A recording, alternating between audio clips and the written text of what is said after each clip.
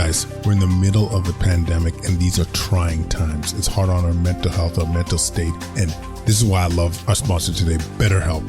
They're the largest online counseling platform worldwide. They change the way people get help with facing life's challenges by providing convenient, discreet, affordable access to licensed therapists. BetterHelp makes professional counseling available anytime, anywhere, through a computer, tablet, or smartphone. It's brilliant. Sign up today. Go to betterhelp.com/solvinghealthcare and get 10% off sign-up fees.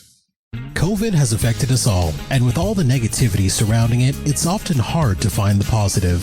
One of the blessings it has given us is the opportunity to build an avenue for creating change, starting right here in our community. Discussing topics that affect us most, such as racism in healthcare, maintaining a positive mindset, creating change, the importance of advocacy, and the many lessons we have all learned from COVID.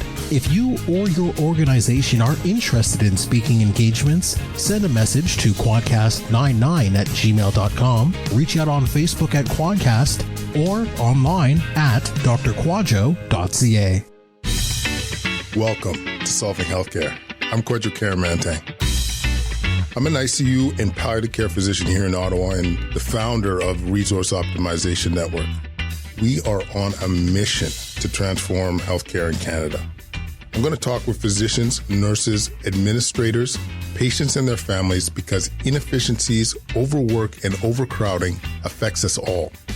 I believe it's time for a better healthcare system that's more cost-effective, dignified, and just for everyone involved.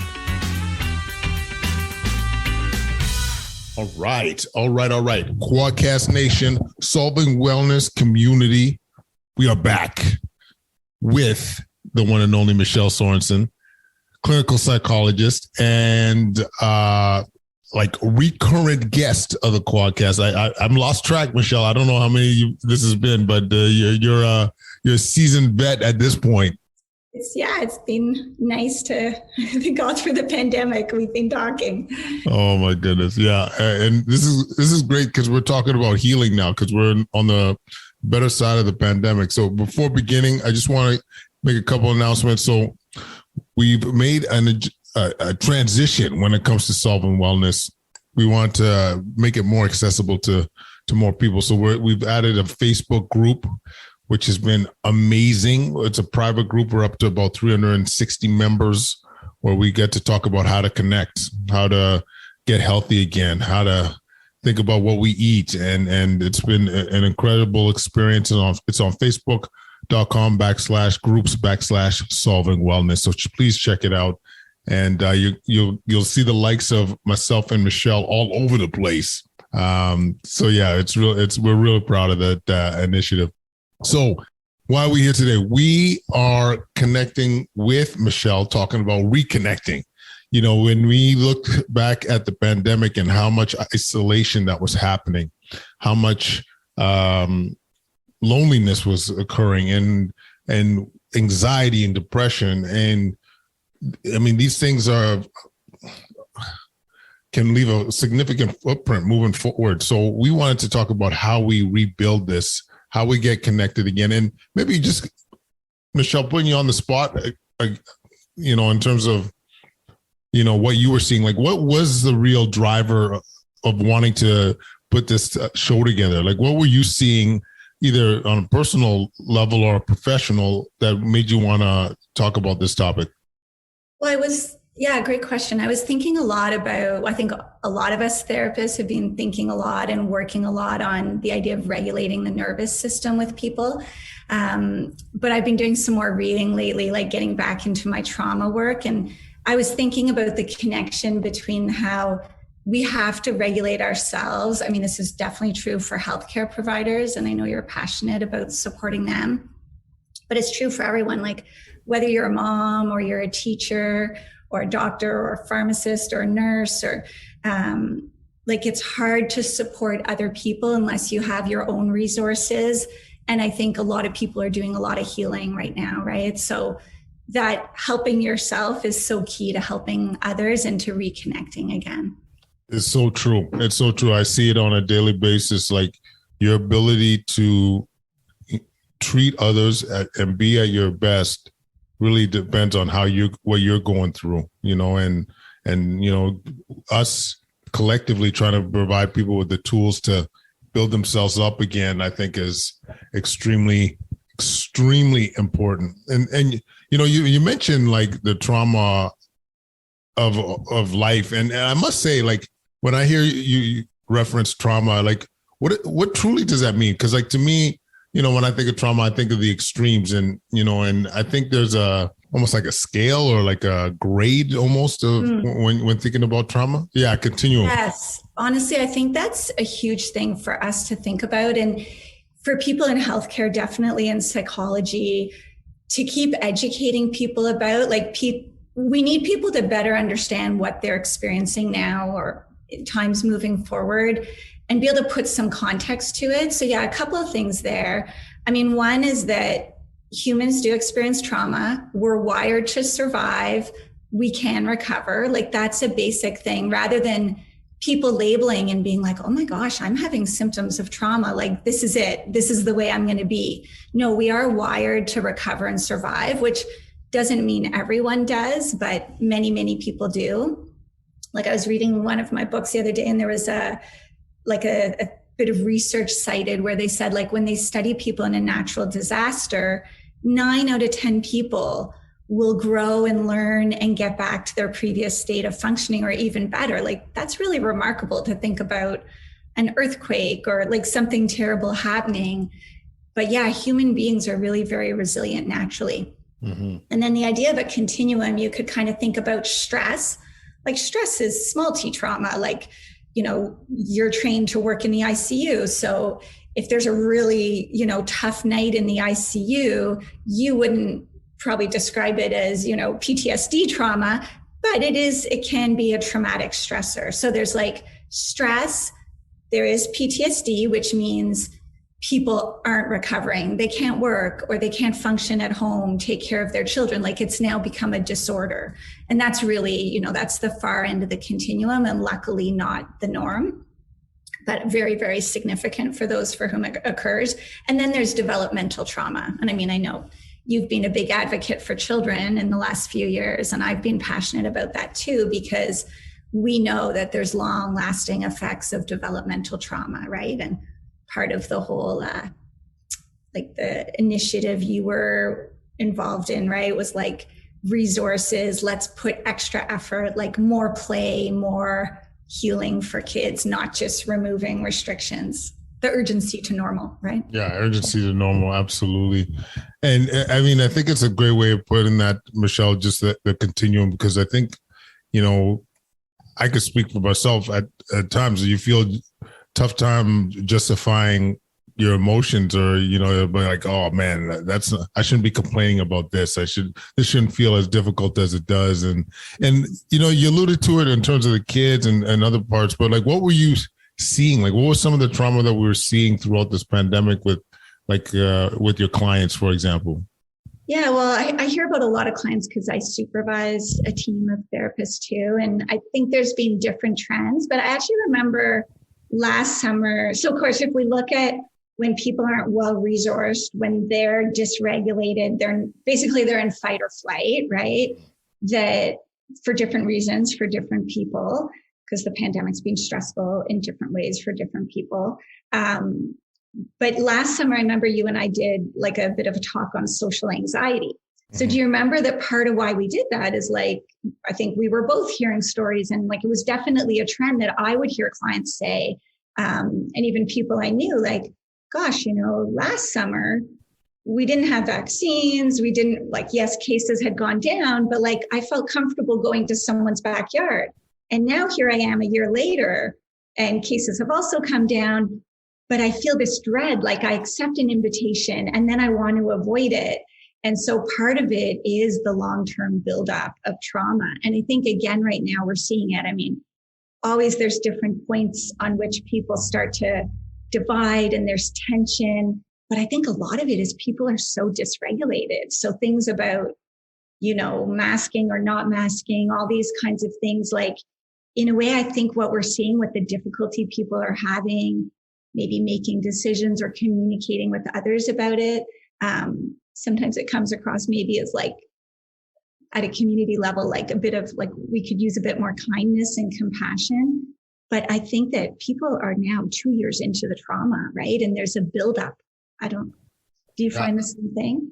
100%. People, I mean, I don't know how to say, I don't know if this is good to say, but it just feels like there's something off with a lot of us. Like there's just, we're not ourselves. And I think it's a buildup of anxiety and we've like being conditioned to worry.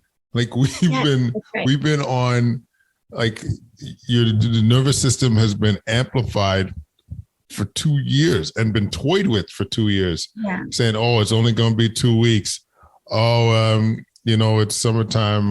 We're on the better half of this. Oh, the vaccines, now that we're good. Oh, with boosters, now that we're good. Like all these kind of steps where we thought we would have some, we're on the better side of things. And then people having these huge setbacks. I think also like Christmas and Omicron, I think that one was a big knock on for so many people where they were, are we really shutting down schools again? Are we, really adding restrictions again, almost 2 years deep? And I think, and then, deja vu. And then there's like people that had real life altering things. They lost loved ones. They lost their job or their livelihood. Like there's so many impacts throughout this pandemic. It's been there's huge traumas for sure. And you're right. It's the the intermittent nature of it.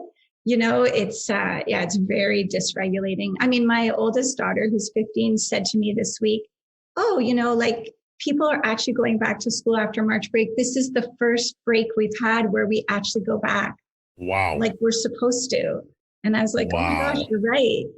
Even after the summer, sometimes, well, maybe the first year more, there was a bit of a now it's the second week of September now. But especially with Christmas break and March break, it's last year they had Easter break and then they never went back, right? So that's so dysregulating. And my youngest two kids came home from school with all their stuff for March break. Now, apparently they were cleaning things out. But when I saw them walk to the car with their running shoes, like their indoor shoes, I had a bit of a traumatic reaction. I'm like, okay, this is crazy. No, they're going back to school, but yeah, it's dysregulating. Oh, I definitely hear you. So to the listeners, what can we do about it? Like we could recognize that, the trauma is on a continuum where, depending on where you are on the scale of things, how do we heal? What are some of the measures that we can make to put ourselves in a better place? Okay, perfect. So first, I'll just go through a list of some ideas of what people can watch out for themselves or in loved ones. Yeah, good point. That are signs that, again, we're not saying you have PTSD, but you have traumatic stress, and then we should look at regulation. So one of the things for people who really are having capital T trauma, or, they've experienced things as very traumatic, this disconnection from your body. First of all, it's saying a lot of people are more familiar with these days. There's a lot more awareness around mental health, which is good, but there's also things like TikTok mental health. So it's kind of an interesting trend we have at the clinic where I'm like, how do so many clients know what dissociation is? 5 years ago, I never had a client who said, I'm dissociating, but now they learn about it from social media, which is good and kind of interesting at the same time. So feeling outside of your body, disconnected, not quite attached, not feeling settled in your body. Even some people feel numb or like they literally can feel almost like their head and their body aren't connected, kind of frozen.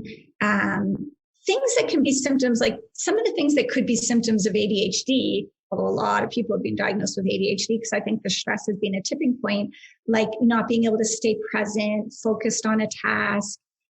Some of the behaviors we see associated with that, which I think all of us can relate to, is constant looking at devices, looking for more news, checking social media. It's almost like the way kids used to have a baby blanket. Kids and adults have these devices that are like a security thing. So feeling like an observer, even when you can kind of perform, you don't really feel in the moment. Of course, things to do with acute anxiety, like like a knot in your stomach all the time, feeling short of breath. So all that stuff that's to do, even shaking, like restless limbs, you can't stay still. So those are signs that you're dysregulated, and we don't have to sometimes it's helpful to diagnose or label, but we can just say, okay, I'm not okay. I kind of like the way you described it. Like, people aren't themselves. And if you get into all the brain physiologically, that's kind of when we're at the old reptilian part of our brain. Like, we're in survival mode, right? So some of the things you can look at, first of all, it's good just to be curious about what works for you, because everyone's different. So like, I'm someone, like, whether it's at the end of a yoga class or I'm feeling anxious about something, like if I put my hand on my stomach or my hand on my heart, that's very regulating for me, right? Some clients that I'll suggest that to, depending where you're at, like if you're not very connected to yourself or others, you're lonely, that almost might feel too intimate. So like, another thing, I have actually been taking a course learning some new regulation stuff, and our meditation teacher was guiding us through one. And you could do it over a period of time, or it could be very quick, where you kind of like hug your arms, almost like you're giving yourself a hug. And then you can even, like, as you kind of breathe, focus on your breath, you could put your hands in the middle of your chest, kind of on your sternum. And again, for some people, like, this might, or putting a hand on your cheek, the self-compassion might feel like too much, but maybe like kind of a little hug, like a little bit of pressure might stabilize some people. Stuff that's to do with meditation, but you don't have to sit and meditate for 15 minutes. So like, say if you have a gas fireplace, putting the gas fireplace on, and instead of distracting yourself with TV, just kind of like watch the fire for a minute, or you could light a candle and watch the flame, because it's just bringing you into the moment. Taking a hot bath, and like, again, not distracting, maybe you usually listen to a podcast when you're in the bath, but instead just trying to like treat it like a relaxation exercise. Anything that's soothing, that kind of gets your system regulated. I don't know if there's any ideas you have. Well, first of all, I think it's important to, as you mentioned, Michelle, to recognize the signs. And I think that was great to bust out that list, because, I think some people, they might just say, they might not know what's going on. You know what I mean? Yeah. They're like, man, why is my heart racing all the time? Why do I got that knot in my stomach? Why is my head in the clouds? Why do I feel foggy headed? And realizing that this is, a direct link from what people have been going through. But I love the tools, Michelle. Like, I think this is, it's all about being practical for so many people, because, there's all this can be quite overwhelming. Starting small, right? Like, I actually recently went back to yoga. I hadn't been regularly going to yoga. I know your wife is a big yoga fan and did her teacher training. Namaste. So like, you could be at your desk, and I call it mini yoga. You could do one pose, right? Like Lotus Pose is like, as you start to do Namaste, hands at heart. Like, for a lot of people, say especially you used to go to yoga and you would do that in class, like, it's like a cue. You could do just that one thing, and it brings you back to how you felt at yoga. And so Lotus Pose is like, you put your hands at your heart. And again, you could be at your work from home desk, and then you kind of lift your arms up and you can like spread them out. But if people start small, if they think, oh, I should get a yoga membership, it might be next week, the week after, like, you keep putting it off. But if you say, oh, remember I used to do like downward dog, upward dog, and I used to do a flow, I'm going to do one flow. So yeah, just incorporating small things, right? Yeah, I like it. The ones I like, I must say, I got on my Apple Watch a breathing app. You just I guess it's it breathing or meditation? I can't remember. And it has like the visual mindfulness. Yeah. The mindfulness. And one of them is it paces your breathing, and man, your heart rate will dip down. All of a sudden, you're just more in tune. Yeah. And just even just for 1 minute, a couple of times during the day. Yeah, I always for me, the breathing exercises always seems to be effective of just bringing back and keeping the room. Great apps, right? Like, I use Buildup. I have that on my phone, or I've had it on my phone for years. And a lot of my clients really like it. Some people really like the Calm app. Actually, my sister and my daughter were joking around because my daughter's a Harry Styles fan, and there's a bunch of celebrities, including Harry Styles, who read you a bedtime story on the Calm app. Isn't that awesome? Nice. So, that's awesome. my sister was like, hey, I was like at Christmas when we were together. She's like, I could listen to Harry Styles read me a bedtime story. Like whatever works, right? It's soothing. Yeah. Amazing. The other component of this too that, I was thinking about, or we were thinking about, when it comes to healing is, I must say, like we got to see each other recently and connecting with others. And it was so special to me. Like it was really grand being able to like see other people and talk and smile and recollect about great times. But one thing I've heard people say is that's a challenge in and of itself to try and get back into social situations and to reconnect. And so I don't know if you got any tips or recommendations on how to recreate some of that magic, but I must say at a personal level, I found it so amazing. Yeah, I think it is so important. And I agree. Well, for me, one of the things I love the most about being in a yoga class again is I'm not in groups of people anymore. And we are tribal people, right? We have to remember that human beings, whether we think of clans or tribes, I love evolutionary psychology. That's how we started. And actually, a really interesting thing is if we tune into it, even just being around other people, especially if they're not scared, if they're not super anxious, you have this thing called co-regulation where they can down-regulate you just from being around each other. And that's part of the healing. So my first normal capacity yoga class I was in in Shavasana at the beginning, relaxing. And then I, sat up when the teacher started class and the class had filled up. And I actually have to, and I know I totally understand some people might find that too much right now, and that's okay. But for me, I love being in a group of humans. It just made me feel so happy. I didn't even have to do the yoga, just to look in the mirror and see all these people's faces, right? So yeah, that remembering that we regulate from being around other people. But further to what you said, for some people, understandably, it feels very anxiety provoking. When our little self and wellness group had our get together, maybe some people felt anxious going because we're all out of practice. And so if we normalize that and we say, oh, so where a lot of people go when they get anxious is what's wrong with me. And especially strong people that don't think of themselves as anxious. Well, anxious people can be strong, but you know what I mean? People who think of themselves as not prone to anxiety. I've actually heard people, maybe a tough guy who didn't usually get anxious and hits a period of something that makes him anxious saying am I one of those crazy people now? Catastrophizing. So if people meet their emotions, it sounds so therapist-like, but if you meet it with kindness, so we have this thing called the self-compassion break. Mindfulness is identifying what you're feeling. Common humanity, lots of people feel this way, is the second part. And then the third part is apply kindness and compassion. So yeah, say you're invited to a gathering and you've decided that it's safe for you to go. You're okay with it. But then when the day comes, you have this anticipatory anxiety.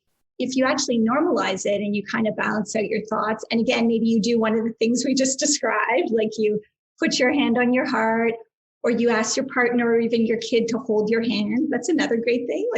You even can hold your own hand and it's a cue.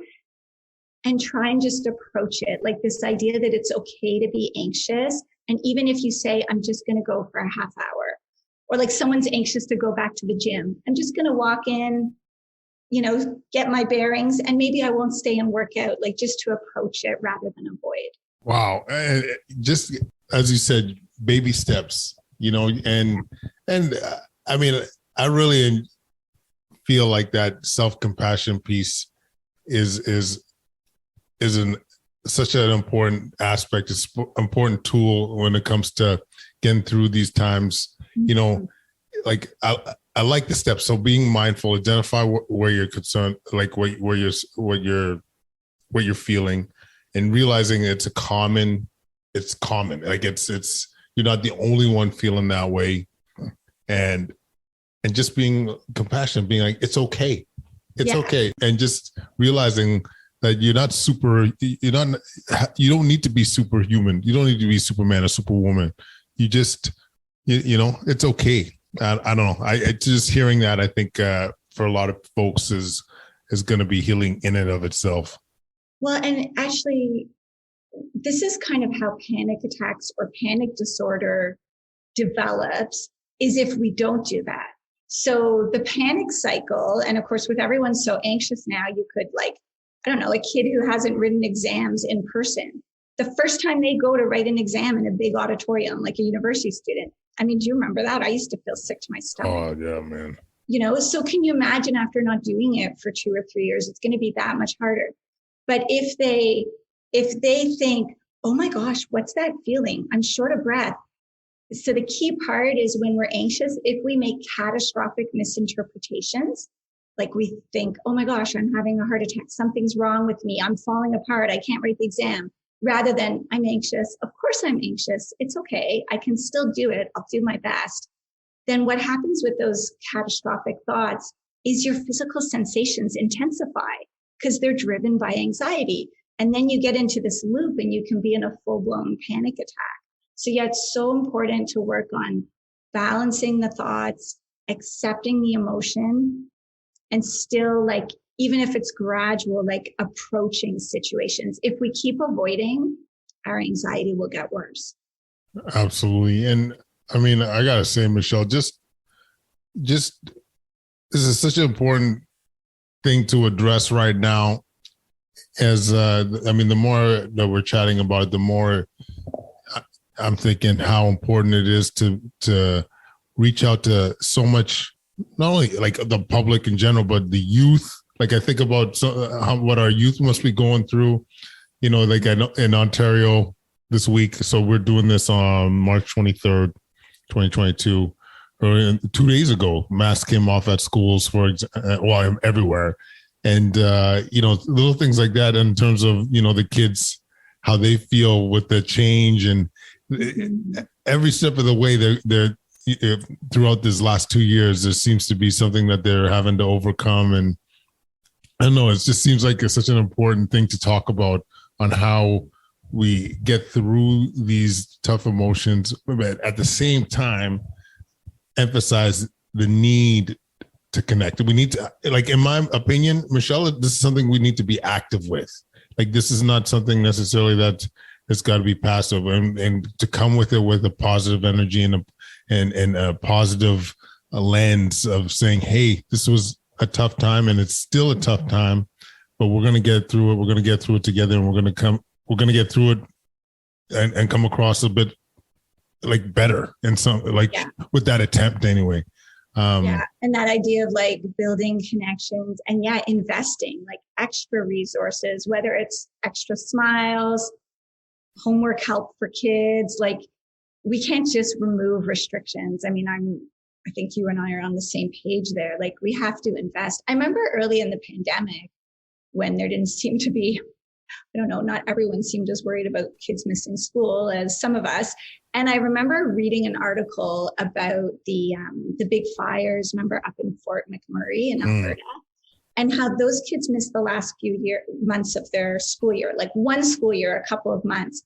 And the whole next year, there was extra help to help them catch up. Mm-hmm. And I remember when it became apparent we were going to have another rough school year, thinking how are we possibly going to help kids catch up, especially the most vulnerable who didn't go to school at all, who didn't have internet at home, Mm-hmm. So I think there needs to be that effort. And again, for any adults listening, the more you take care of yourself, for people who right now are thinking, oh my God, I know my kid's so behind in math. I feel so guilty already. Is Michelle saying I haven't done enough? No, it's we've all been in trauma. If we as adults take care of ourselves, like a mom who says, no, I don't have time to go to the gym. I don't have time to go see my friends.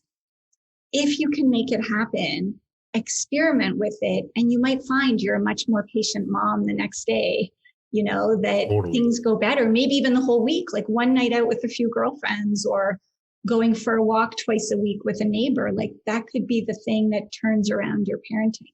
Yeah, you get rejuvenated. You know what I'm saying? It's like you get, not to belabor the point, but to take care of others, you need to take care of yourself. If you're right of mind, you're that much more present and mindful of your kids, and you don't need the distractions as much. You don't need to, be on social media as much. I think it's, I don't know, like I really think it's true. And I think just a lot of parents or people in general need that permission. I feel like they need to hear it, that it's okay to take time for themselves.